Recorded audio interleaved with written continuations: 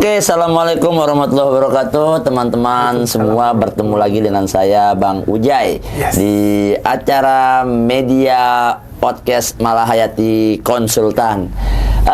Pada malam hari ini kita kedatangan seorang bintang tamu yang dimana memang dia pernah mengalami permasalahan-permasalahan di dunia pinjaman online. Pasti saya yakin teman-teman pada tahu dan pada kenal siapa orangnya. Orang ini adalah salah satu komedian ya yang terlahir dari dunia stand up comedy. Ya, langsung aja kita perkenalkan Bang Viko Fahriza. Halo teman-teman semuanya.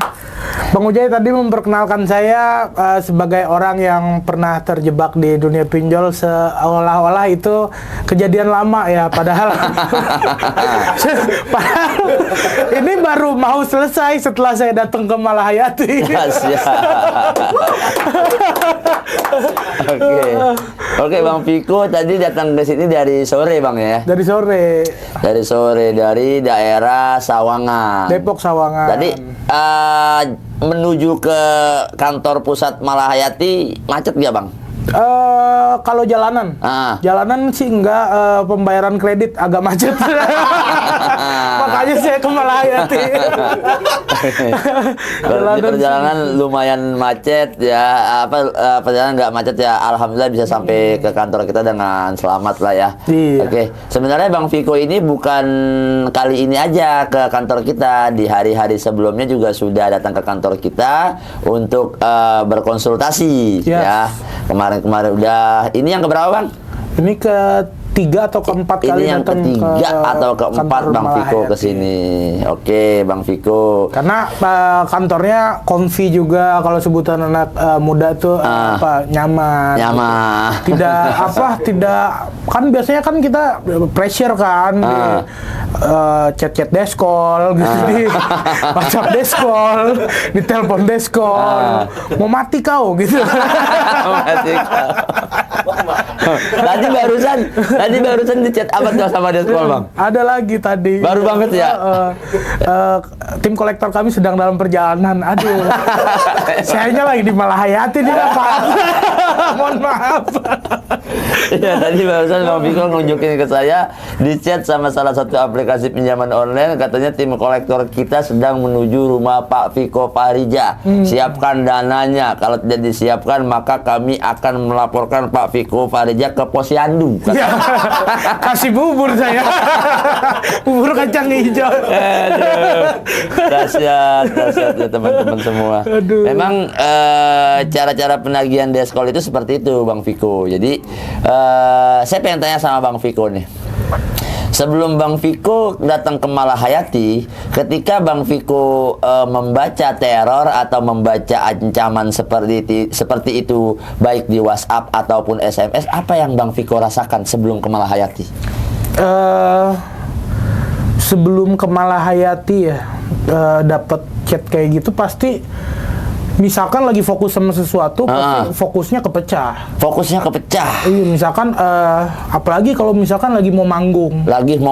Kan butuh konsentrasi banget kan. Betul. Dia ancam mau mati. Ya. Saya mau bikin ketawa dulu gitu.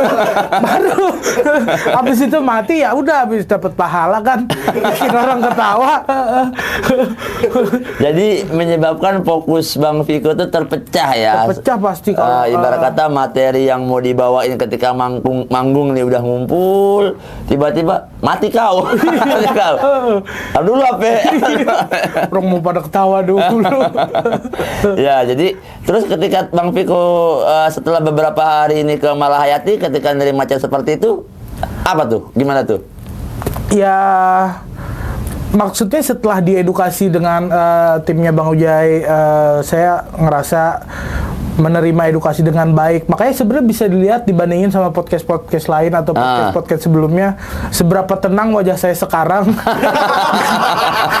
Seberapa tidak pressure-nya dibanding podcast-podcast lain yang saya datangi sebelum saya ketemu Malahayati. Iya. Iya, dikit-dikit kayak gampang banget ngambil nyawa orang.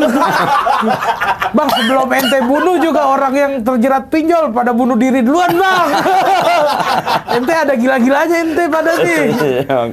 Gila. Belum dibunuh juga udah banyak yang bunuh diri Bang ya. Iya, gila ente, sumpah. Nah, jadi setelah Bang Viko datang ke Malahayati ini ya agak lebih tenang lah, karena kan memang tim kita Bang ya, yang datang ke kantor kita itu rata-rata memang orang yang sudah valid dan emang orang yang butuh edukasi. Nah, jadi kan Bang Viko datang ke kantor kita, itu awalnya gimana Bang? Abang bisa tahu Malahayati Bang? Sebelumnya memang udah tahu Malahayati. Udah tahu Malahayati, terus teman saya tuh ada juga yang pinjol dan galbay di sini. Galbay di sini, terus dia ngasih tahu betapa nggak rumitnya urusan pinjol ini gitu. Betapa nggak rumitnya? Iya, karena dia dikasih surat yang bikin dia nyaman kalau ada kolektor datang. Terus dia dikasih nomor pegangan juga buat kalau ada kolektor handling lah gitu. Untuk kolektor gitu. Jadi dia ngasih tahu itu, tapi saya belum tergerak karena saya ngerasa masih oh ini tanggung jawab saya yang harus saya selesain gitu. Oh, pada saat itu Abang berpikir ini adalah tanggung jawab. Iya. Mungkin berpikir tanggung jawab yang harus diselesaikan karena yang namanya hutang itu pasti dibawa mati. Mikirnya gitu. Sebelum ke Malahayati. Setelah saya datang ke Malahayati dan dikasih tahu bahwa ketika kita galbay itu tidak ada pihak yang dirugikan. Betul. Karena sebenarnya uang yang dipinjamkan itu dari pinjol ke kita itu memang sudah diasuransikan. Dan di mana ketika kita bayarnya bisa 2 sampai 3 kali lipat atau 100 sampai 200% bunga. Kata saya, kayaknya ini nggak worth it buat diselesain. Karena kan waktu awal-awal mulai saya berani pinjol tuh waktu itu sakit Bang. Sakit, tumor. Terus belum BPJS waktu itu lagi belum bisa digunain karena baru habis pecah kakak. Baru habis pecah kartu keluarga. Iya, jadi adik saya pindah kartu keluarga, terus jadi BPJS di kartu keluarga saya belum aktif lagi. Terus sementara sakitnya itu tumor. Nah, saya pernah tumor di sini, tapi waktu itu jinak. Tumornya jinak Bang? Kayak bom dong? Bukan kayak kucing. Asal dipus-pus gitu. Nurut dia gitu. Ngelus-ngelus. Jinak tumornya karena kenapa itu bisa katakan jinak sama dokter karena empuk dan gampang digoyang-goyang. Artinya itu kalau selama tidak mengganggu penampilan fine-fine aja. Nah, masalahnya waktu itu ini tetap diangkat karena disuruh sama teman saya lah ngobatin karena teman saya ada trauma, ibunya kanker payudara karena awalnya dari benjolan gitu. Oh begitu. Nah, padahal saya udah dikasih tahu sama dokternya bahwa ini jinak. Nah yang waktu itu ada di pinggang Bang. Ada di pinggang. Dan itu sakit. Itu sakit dan nggak lembek kayak yang waktu sebelumnya. Oh berarti 2 kali ya? Iya yang kedua ini. Yang kedua di pinggang. Yang pertama pakai BPJS bisa waktu itu. BPJS. Nah ini pas BPJS-nya nggak aktif dan kebetulan tumornya sakit. Dan nggak bisa digoyang-goyang. Waktu yang di dekat telinga sini itu tuh bisa digoyang-goyang. Masih bisa digoyang-goyang. Jadi benjolannya kayak nggak berakar gitu. Nah, yang pas di pinggang tuh kayak berakar dan sakit. Jadi saya goyang-goyang berarti. Nggak goyang-goyang. Jadi saya panik dan takut untuk ngambil resiko kalau kelamaan.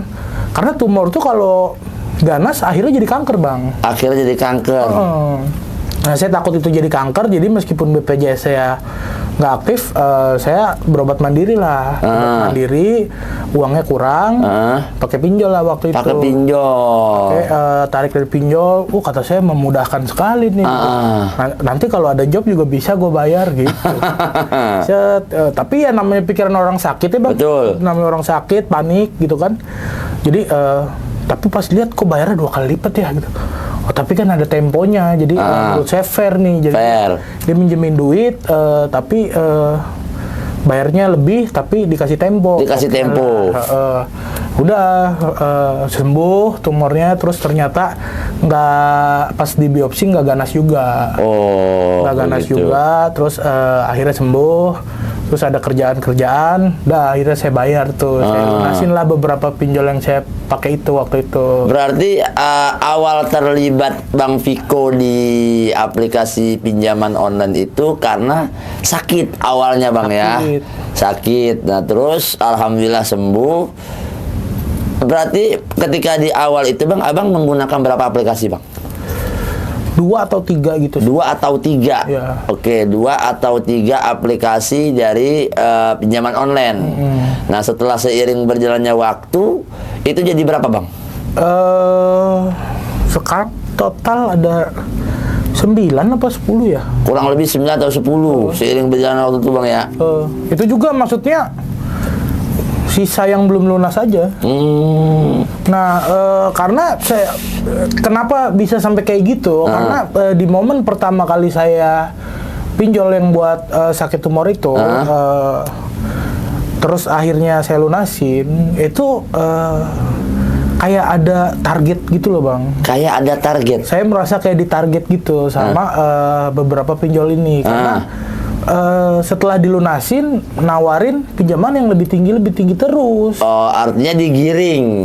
Didiemin, lebih tinggi lagi limitnya, didiemin lebih tinggi lagi limitnya gitu. Maksudnya kalau satu kali di chat kayak gitu mungkin saya nggak tergoda ya. Berkali-kali ya Bang? Berkali-kali, dan maksudnya dalam jangka waktu yang cukup lama gitu. Dan naik terus, padahal nggak pernah diwaro gitu. Nggak pernah di saya anggurin gitu. Nggak pernah digubris lah ya. Nggak pernah saya gubris, iya, tapi naik terus limitnya. Naik terus. Nah, begitu ada momen kesempatan saya ngerasa, aduh uang menipis nih gitu. Tapi kan saya masih ada backup di pinjol, saya pinjol aja kali ya gitu. Ntar juga ada kerjaan bisa saya bayar lagi gitu. Nah, abis itu siklus itu nggak berhenti Bang ternyata. Nggak berhenti. Dari 2023 sampai akhirnya kasus saya terblow up. Kasus saya meledak. Ya kan kadang Tuhan menutup aibmu tapi abangmu rispo. Iya. Jadi dari awalnya terlibat di 3 aplikasi ya kan. Ibarat kata mungkin nih pinjol juga tahu Bang. Wah, Viko nih. Stand up comedy nih. Juara 3 nih, juara 2 ya Bang ya? Juara 2 nih waktu itu nih. Gua targetin nih. Akhirnya apa? Ditawarin terus. Ketika Abang memang lagi ada kebutuhan, akhirnya Abang ambil kan? Iya, dan waktu itu kayaknya sebenarnya kebutuhannya nggak terlalu mendesak kayak waktu pertama gitu. Cuma karena pernah ngerasain di awal gitu, kayak, gampang gitu ya? Gampang gitu. Kok orang gampang amat minjemin orang duit gitu, saya percaya aja gitu. Waktu belum diedukasi sama tim Malahayati bahwa uang yang dipinjemin memang ternyata udah diasuransi. Sudah. Iya, jadi kayak waktu itu mah mikirnya, wah ini orang baik ini gitu. Malaikat penolong Bang ya? Pasti surga ini gitu. Yang punya masuk surga. Pas saya pikir-pikir, anjing udah mah riba ya gitu. Brengsek. Berarti masuk ke terjebak tuh Bang ya. Dan hingga akhirnya kasus Abang terblow up nih. Ya kan banyak nih Bang di media sosial ya, di Instagram, di Google ya, di media-media sosial lainnya yang memberitakan bahwasannya Abang sampai mau jual rumah. Iya, karena itu saya naikin sendiri malah postingannya. Malah Abang yang posting di Instagram. Posting sendiri di Instagram. Nih bisa dilihat nih gambarnya. ngedit ya, jangan males ya. Saya kirimin capturannya. Ini bisa dilihat tuh. Saya yang posting. Abang sendiri yang posting? Saya sendiri yang posting karena saya ngerasa udah terjerat dan maksud saya udah capek ngadepin deskol, terus kayak udah mulai menghubungin yang di luar kontak darurat. Menghubungi yang di luar kontak darurat. Iya, bahkan sampai sosmed. Sampai ya. Sosmed di tag. Terus setahu saya dari teman saya yang pertama minjem di aplikasi terus datang ke Malahayati, katanya secara etika atau hukum ketika menghubungi di luar kontak darurat atau sampai nyebar ke sosmed itu ketika dilaporkan OJK dia yang ditutup atau utang kitanya lunas. Betul. Tapi gini Bang, ini sedikit pencerahan buat teman-teman ya. Memang gaya penagihan pinjol itu seperti itu. Tapi kita lihat dulu nih Bang, kriteria pinjolnya. Kebanyakan aplikasi pinjol yang memang dia statusnya legal, dia memang ada potensi untuk meneror di luar kontak darurat. Akan tetapi dia di situ nggak bodoh Bang, nggak sebutin nama dari aplikasinya. Tapi kan saya juga nggak bodoh Bang. Saya tahu kan orang ini, hey temanmu suruh balikin uang saya 22 juta gitu. Saya tahu pinjol mana yang 22 juta. Jadi ya jangan main pinter-pinteran lah. Emang yang orang pinjol bego semua gitu. Kan saya tahu aplikasi Anda. Iya. Emang di semua aplikasi pinjaman saya 22 juta. Beda-beda ya. Iya. Tapi kalau memang kita lihat regulasi atau aturan yang dibuat sama OJK, ketika kita ingin komplain ya atas hal tersebut, itu kan ada syarat-syaratnya Bang. Nah, syarat utama adalah ketika kita ingin mengajukan komplain untuk aplikasi yang legal, yang dimana dia meneror di luar kontak darurat, syarat utamanya itu harus tertulis Bang, nama aplikasi tersebut, gitu kan. Nah, sementara kan banyak dari aplikasi-aplikasi yang legal, ketika dia contoh ngetekin kita di Instagram atau ngetekin kita di Facebook, dia nggak bakal berani. Iya. Karena ada undang-undangnya, kalau dia berani melakukan hal itu, ya maka hukumannya itu adalah denda kurang lebih sekitar 25 miliar. Wah, jadi dia yang minjol. Aplikasi pinjol minjem online. Terus dia, gua galbay ya, gua ke Mampang lah, Malahayati lah gitu. Tunggu Bang Ujay, gimana sih ini caranya gitu. Dahsyat ya. Ya itu memang seperti itu Bang aturannya ya. Jadi saya saking gerahnya di telepon deskol kayak gitu, terus masalah di sosmed juga lagi booming banget, lagi meledak banget. Saya yang insight saya di Instagram yang ngunjungin profil saya tuh sampai 27 juta orang. 27 juta? Itu sekitar 10% rakyat Indonesia, Bang. Rakyat Indonesia 270 juta. Iya. 10%-nya ngeliatin akun Instagram saya gitu. Saya dikit lagi bisa nyalip Pak Ganjar tuh. Pak Ganjar 16%, saya 10%. Jadi sebenarnya saya nyagup aja mah aman harusnya. Orang 10% dapat. Iya, 10% 27 juta ya Bang. Iya. Jadi 270 juta. Iya. Nah, saya saking risihnya di ledek-ledekin, dibully sama netizen, terus saya diteken sama deskol gitu. Terus akhirnya saya mikir untuk kayaknya aset gue yang ada gue jual aja deh. Makanya saya posting di Instagram bahwa saya jual aset rumah yang saya kumpulin uangnya dari dulu, dan rumahnya juga belum ditinggalin, belum ditempatin, tapi udah mau saya jual buat supaya pinjol-pinjol ini nggak berisik nih gitu. Jadi sempat mau jual aset, terus pas saya pikir kan ada pengalaman teman saya yang di Malahayati gitu. Terus saya sampai mau jual rumah. Jual rumah. Buat bayar pinjol. Buat bayar pinjol.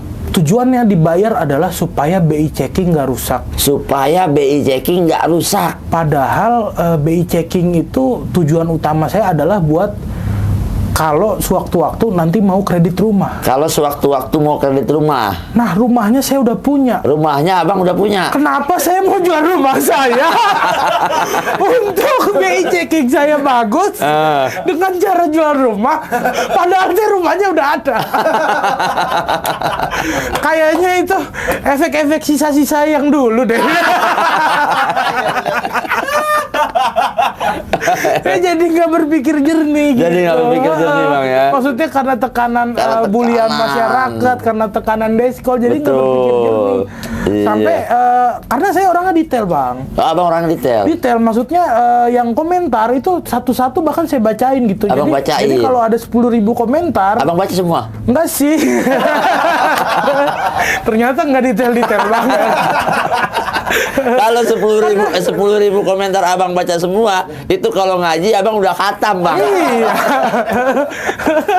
Udah khatam tuh, satu Al-Quran tuh. Iya, saya mending baca Al-Quran daripada baca komen 10.000 komen hate semua lagi gitu. Komennya sifatnya benci semua. Nah, tapi maksudnya DM kayak gitu tuh maksudnya saya periksain. Abang periksain.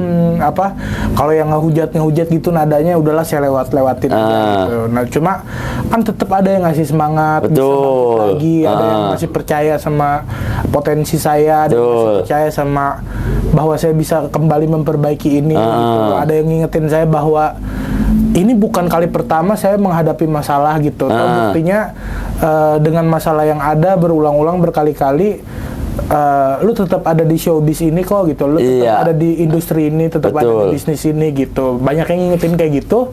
Terlebih saya periksa, beruntung banget saya tadi bilang saya orangnya lumayan detail. Ada DM dari Malahayati. Ada DM dari Malahayati. Salah satu agent atau salah satu mitra Malahayati lah. Malahayati ngasih tahu yang sesuatu yang udah mau saya lakuin. Sesuatu yang udah mau abang lakuin nih, Bang. Sesuatu yang udah mau saya lakuin, tapi masih agak ragu karena saya ngerasa ini beneran harus dituntasin gitu. Cuma waktu itu karena udah pusing banget, ya udah cobalah gitu. Tapi sebenarnya, Bang, keraguan itu ada, Bang, ya. Ketika abang kan udah tahu dari teman abang nih. Berarti ada keraguan juga nih di abang tentang Malahayati, itu wajar. Bener gak, Bang? Bener. Karena kan belum memahami. Sama, Bang, sama halnya teman-teman kita di luar sana yang mungkin mereka baru tahu Malahayati dari sisi luarnya aja. Ya, ketika dia tahu Malahayati dari sisi luarnya, ya dia hanya baca info sekilas, itu kan pasti masih ragu dong. Ya ini bener apa enggak? Ini ntar penipuan apa enggak? Ntar gue diapain? Nah, yang lagi yang lagi rame saat ini nih, Bang, nih, memang banyak oknum-oknum yang mengatakan bahwasannya Malahayati penipuan. Nah, ini kan mereka baru tahu dari sisi luarnya. Nah, menurut Bang Viko nih, ya Bang Viko kan di awalnya kan agak ragu juga karena baru tahu kulitnya. Ya. Nah, ketika Bang Viko udah buka kulitnya, bagaimana tuh, Bang? Ya, seperti yang saya bilang, saya sudah tidak tertekan lagi di podcast ini karena saya sudah tahu bahwa Malahayati ini memang konsultan yang punya legalitas gitu. Jadi untuk ragu sama PT yang ada kantor fisiknya kayaknya agak aneh deh gitu. Justru kan pinjol-pinjol itu yang kantor fisiknya nggak ada sebenarnya. Itu kalau kalian mau ragu di situ aja. Kalau di kantor, di PT yang kantor fisiknya ada, orangnya bisa ditemuin, buka hampir setiap hari gitu. Nggak, kayaknya untuk ragu. Mungkin yang ragu itu adalah yang ada dua kemungkinan. Ada dua kemungkinan. Yang ragu itu adalah yang belum coba datang ke sini. Kalau enggak, kemungkinan kedua yang bilang bohong itu adalah buzzer dari pinjol. Buzzer dari pinjol. Buzzer dari aplikasi pinjol, iya.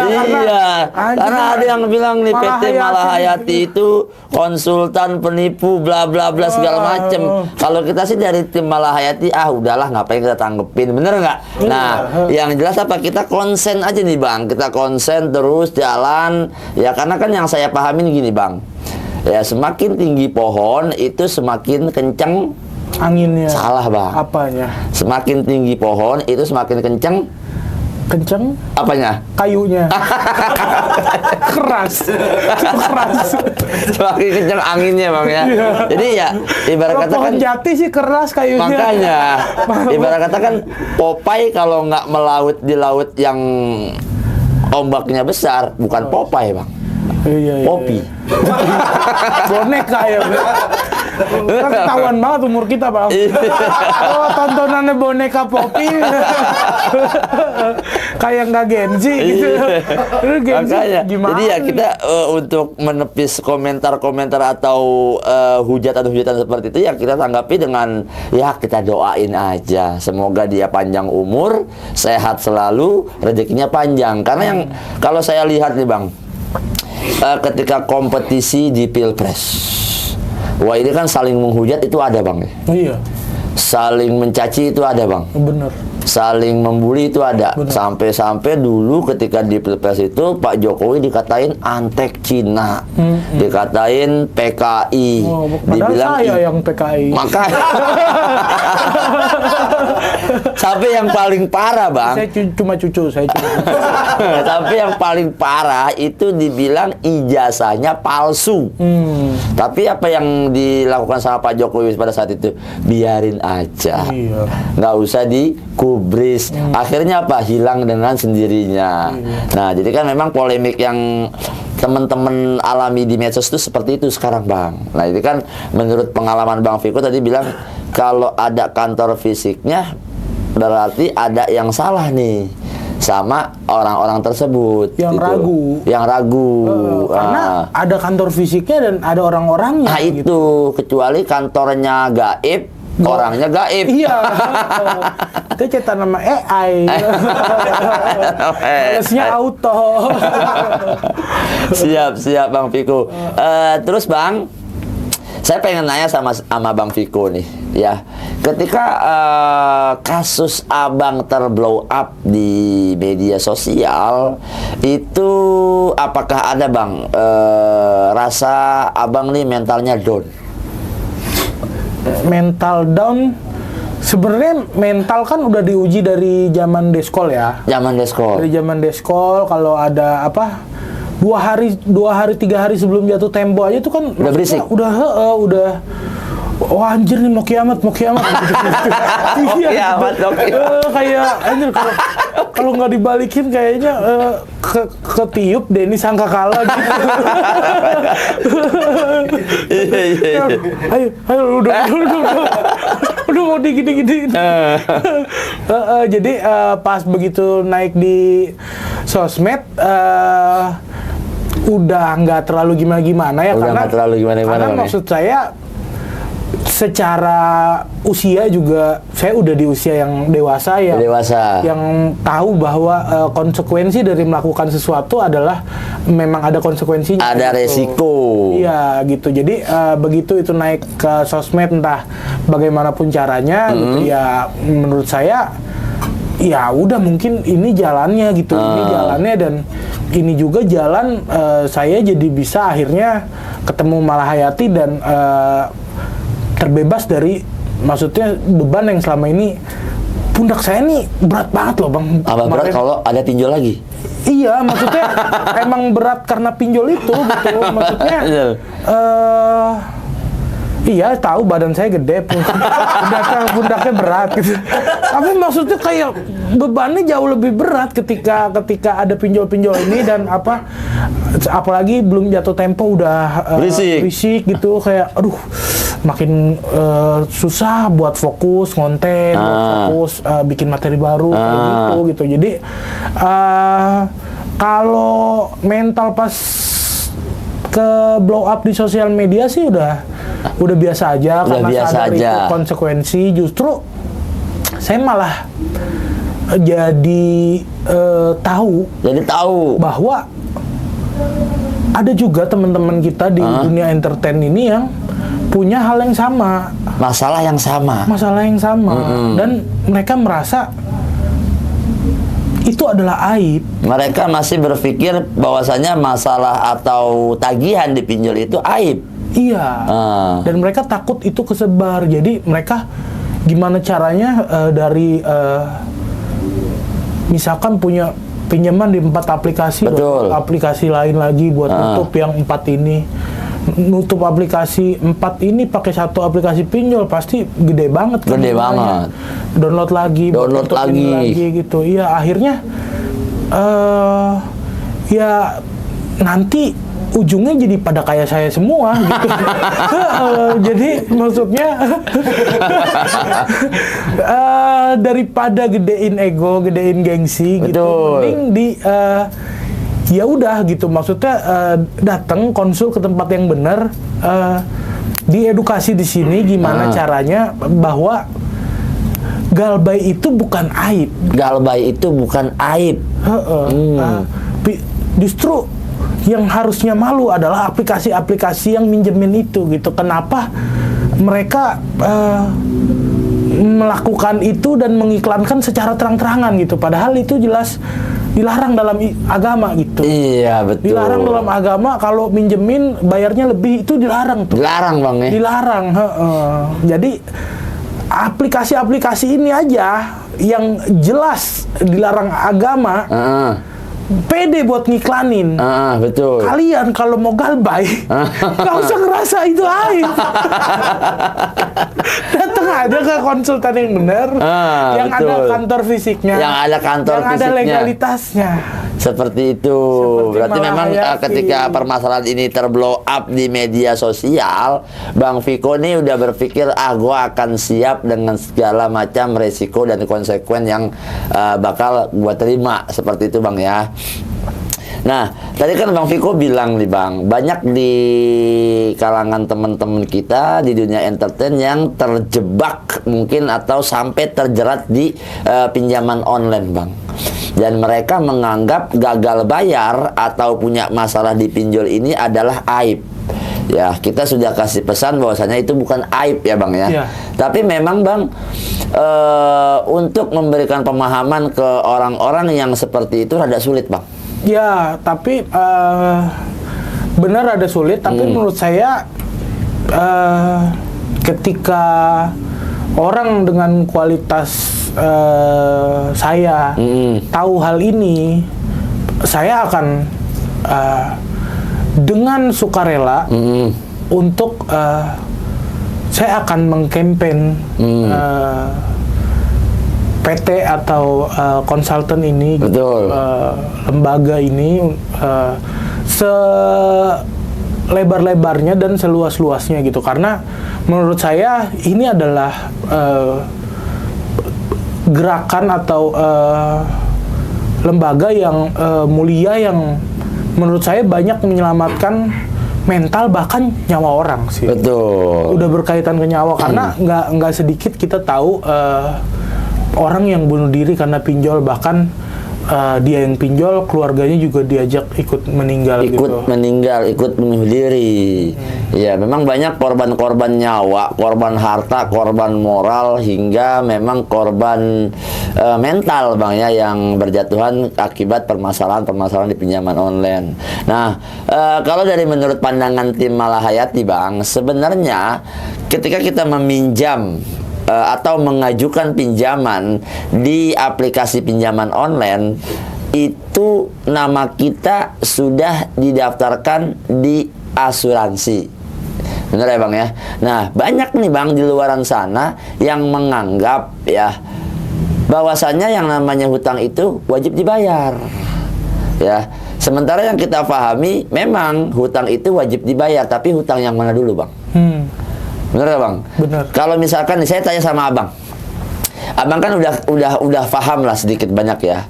Ketika memang nama kita atau data kita didaftarkan di asuransi, Abang tahu nggak kalau nama abang didaftarkan di asuransi? Enggak. Nggak tahu? Nggak tahu. Ada nggak konfirmasi dari pihak aplikasi di awal yang menerangkan bahwasannya pinjaman abang ini diasuransikan? Enggak lah. Nggak tahu juga. Kalau tahu, ya saya tenang-tenang aja. Iya, pasti kalau tahu, masyarakat juga pasti tenang-tenang aja. Iya, benar nggak bang? Mental baik-baik aja.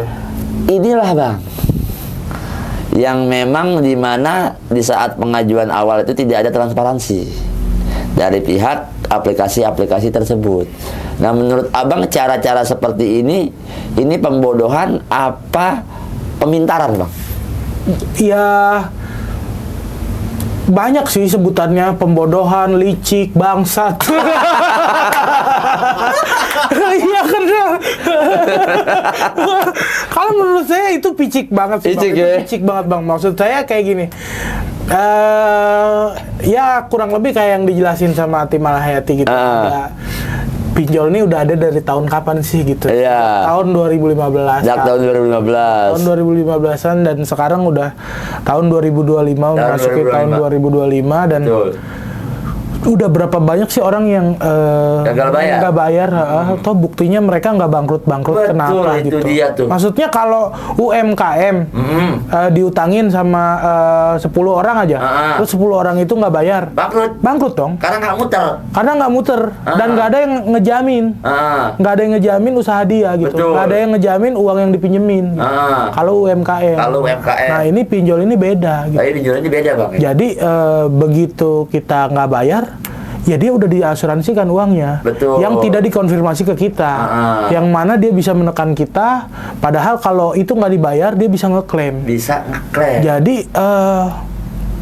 dengan Galbay, kalau dengan pemahaman seperti ini kalian masih menganggap Galbay itu aib, berarti harus datang ke sini dan kita ngobrol lebih panjang sih. Betul. Karena ya penjelasannya sudah seterang ini gitu, dan karena mereka picik tadi dan mereka culas dan mereka bangsat, kita harus perangi, men. Kita harus perangi sama-sama. Kita harus perangi, mau nggak mau itu, men. Betul bang. Iya, karena memang mereka tidak memberitahukan hal-hal yang memang di mana nasabah harus mengetahui bang. Iya. Tapi mereka tidak mengetahui. Dan yang lebih parahnya lagi sih kalau menurut kita ya bang, dari tim Malahayati, pinjol itu kan tidak menggunakan tanda tangan basah, atau tidak ada pengikat materainya. Mereka semua menggunakan tanda tangan elektronik bang. Nah ini yang banyak belum orang-orang paham. Suatu perjanjian atau kesepakatan dikatakan sah secara hukum apabila perjanjian tersebut ditandatangan secara basah di atas materai. Nah itulah fungsinya presiden pertama kita membuat materai bang. Nah sementara pinjaman online itu ada materainya nggak? Enggak. Abang ketika ngajuin pinjol nih? Nggak pernah saya download materai gitu, nggak pernah. Nggak ada kan? Nggak ada. Nggak ada. Nah tanda tangannya online ya? Online. Ini di mana bang sah secara hukumnya? Iya, saya bukan jubir pinjol, jadi maksudnya kalau saya jubir pinjol, saya akan bela itu. Gitu. Tapi karena saya bukan jubir pinjol, saya nggak tahu.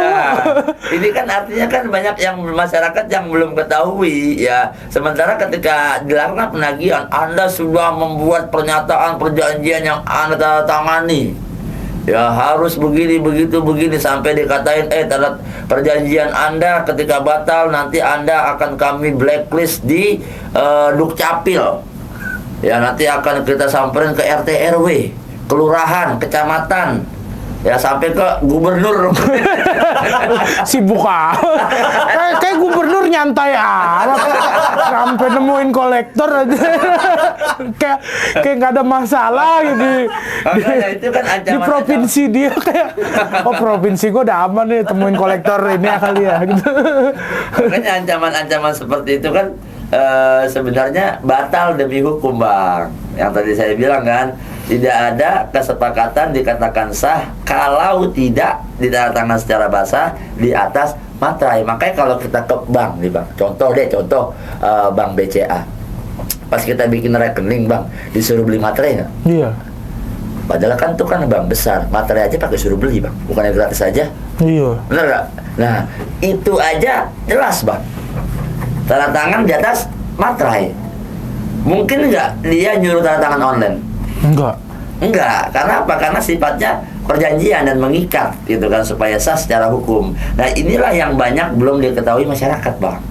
Itu makanya kita selalu mengedukasi bahwasannya pinjaman online itu bukanlah hal yang menakutkan kalau kita paham, kalau kita tahu, kalau kita mengerti.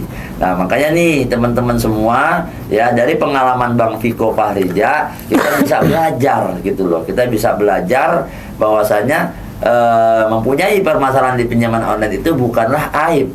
Nah bang, saya pengen tanya sama abang, kalau kita bang punya permasalahan pinjaman online, terus kita menganggap itu aib, apa efeknya bang? Ya kurang lebih kayak yang saya bilang tadi, efek dominonya adalah akhirnya jadi gali lubang tutup lubang. Gali lubang tutup lubang. Itu efek yang parahnya gitu. Efek yang parahnya. Efek yang parahnya terus bisa jadi sampai terjerat di banyak aplikasi gitu. Banyak terjerat di aplikasi. Terjerat di banyak aplikasi. Itu yang parahnya gitu. Yang nggak parahnya tuh maksudnya ya itu tadi mecah fokus karena deskon, bikin produktivitas menurun, bikin gitu. Kinerja atau produktivitas menurun, tingkat stres meningkat. Iya, jadi banyak hal-hal yang lebih penting daripada gengsi kita untuk menyelesaikan masalah pinjol-pinjol ini. Jadi jangan kita itu mengedepankan gengsi sementara ekonomi kita itu rusak. Iya. Mempertahankan yang memang tidak harus dipertahankan, sementara yang harus dipertahankan terabaikan. Iya, itu kan kayak contoh saya mau jual rumah saya tadi.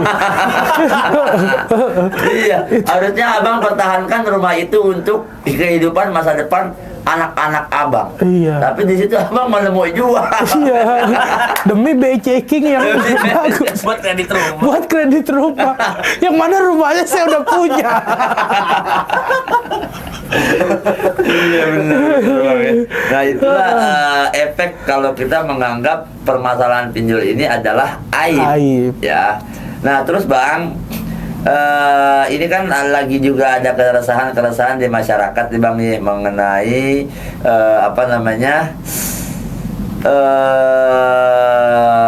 banyak yang menemukan atau yang menganggap Malahayati itu adalah lembaga yang tidak bertanggung jawab sama nasabahnya bang. Ada anggapan kayak gitu? Ada anggapan kayak gitu, karena ya wajar lah, namanya haters kan, mau bicara seperti apa bebas ya. Nah, menurut abang nih, dia bilang Malahayati tidak bertanggung jawab sama nasabahnya. Sementara abang tahu nih program Malahayati itu ada yang namanya training NMT bang, yang dimana Malahayati adakan setiap bulannya. Jadi letak tidak tanggung jawabnya di mana bang? Makanya maksud saya sejauh saya ke Malahayati, saya bingung sih kalau maksudnya dia tuh beneran nasabah Malahayati atau bukan yang ngomong kayak gitu. Maksud saya kalau nasabah Malahayati ya dengan adanya NMT yang dibikin setiap bulan di hampir setiap cabang. Betul.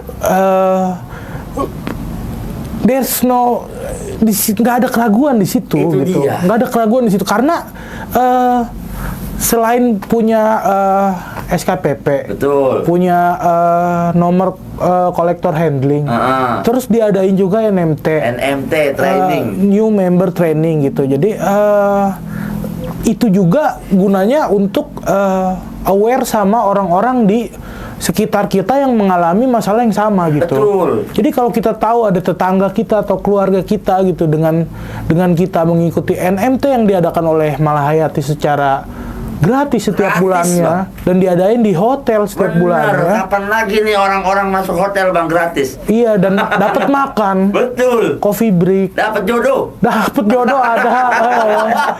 Ya karena udah nggak mumet mungkin, karena udah nggak mumet gitu. Dan di situ menurut saya tempat yang cukup baik, tempat yang cukup bagus untuk membangun relasi karena punya dasar seperti KAA. Apa tuh? KAA. Konferensi Asia Afrika.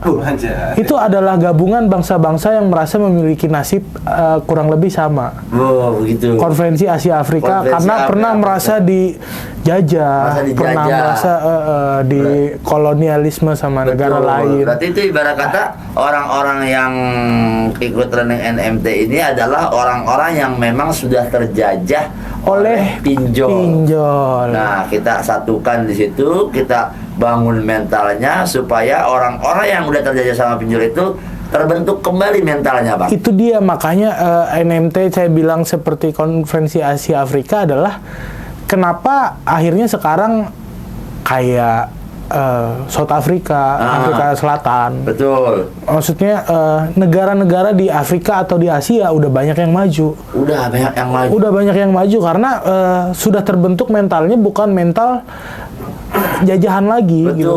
Bukan mental jajahan lagi. Oh, gue bisa jadi negara maju gitu. Sama juga dengan NMT ini yang diadakan dan di training tiap bulan gitu. Jelas gitu.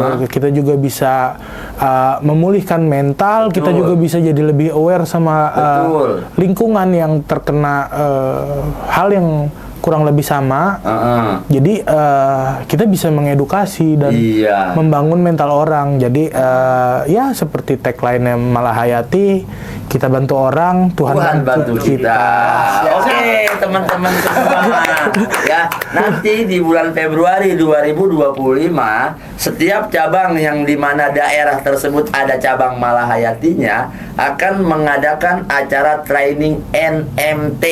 Ya, kalian ikuti terus media sosial kita supaya kalian tahu jadwal-jadwalnya dan tempat-tempat acaranya di mana aja. Dan nanti insya Allah Bang Piko itu akan hadir ke setiap training NMT yang akan Malahayati adakan. Jadi selain teman-teman mendapatkan ilmu yang akan kita berikan, ya teman-teman juga akan mendapatkan tawa dan canda dari Bang Piko. Amin. Dahsyat. Dan mungkin tambahan penutup dari saya, dengan adanya saya yang mana 10% minimal dari 270 juta warga Indonesia tahu kasus saya, dan 10% dari 270 juta orang lihat postingan saya yang saya hampir jual aset karena demi untuk menutup pinjol. Saya adalah bukti orang yang dikenal oleh masyarakat punya masalah yang real, yang datang dan terbantu oleh Malahayati. Jadi kalau hal ini atau hal ini dibandingkan dengan komentar-komentar yang kita nggak tahu orangnya siapa, orangnya real atau enggak, orangnya pernah ke Malahayati atau enggak, dibandingkan dengan kasus saya yang real, yang 27 juta orang lihat minimal, itu yang di TV-TV kan nggak dihitung. Yang di media-media detik itu kan nggak dihitung. Itu yang di Instagram saya doang. Makanya saya bilang 27 juta minimal gitu. Itu 27 juta orang minimal mengetahui kasus saya dan mengetahui sosok saya.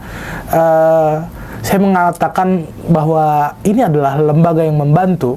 Dibandingkan dengan kalau bandingannya adalah variabel komen-komen orang, penipu, nggak tanggung jawab, mana yang mesti lebih dipercaya gitu, kasus saya yang real atau komen-komen akun yang tidak jelas ini yang kemungkinan adalah buzzer dari aplikasi pinjol. Oke teman-teman semua, pesan dari saya terakhir, kalau kita mau belajar bahasa Arab, datangnya ke guru bahasa Arab. Jangan datangnya ke guru matematika karena nggak bakal Bo. Oke, mungkin cukup sekian untuk podcast kita di malam hari ini. Kita akan jumpa lagi di acara podcast selanjutnya. Ya, salam dahsyat. Apa kabar? Dahsyat.